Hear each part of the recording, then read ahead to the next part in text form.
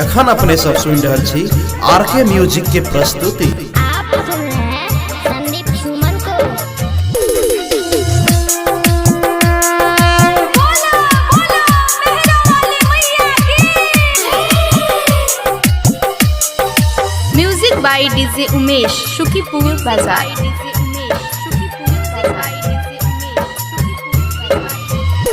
किया रूसल छी हमरा से मैया बोली सुनै ला कान तोर सैया।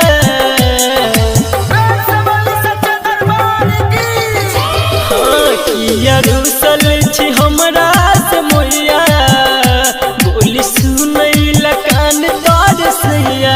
किछ बाजू ने बाजू माँ नहीं हमरा सताबू माँ।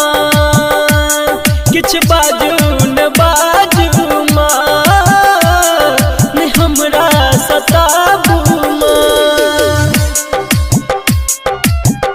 एखन अपने सब सुन रहल छी आरके म्यूजिक के प्रस्तुति।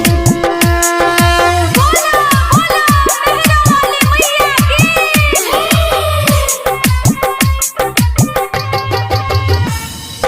Music by DJ Umesh Shukipur बाजार।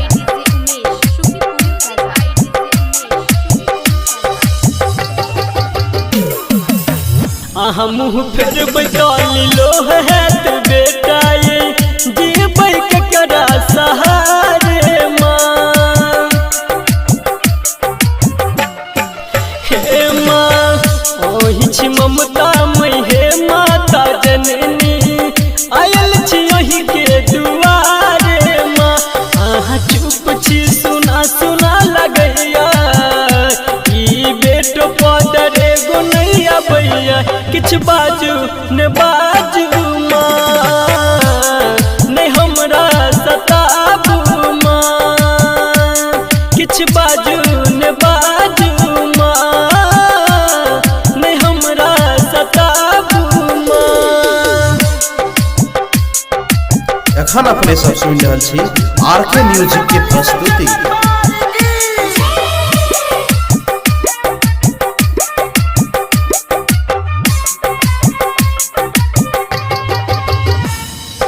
Music by DJ Umesh Shukipur बाजार।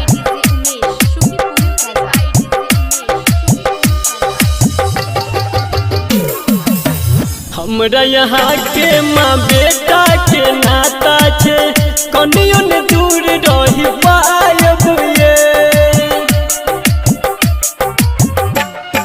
हे माँ ओही के छाया में जीवन कटबै माँ भले हम झाड़ू लगायब ये। ओही कृपा से शशि भजन लिखैया संदीप सुमन माँ मन से गबैया। किछ बाजू ने बाजू माँ नहीं हमरा सताबू माँ। किछ बाजू ने बाजू माँ नहीं हमरा सताबू माँ। Presented by RK music.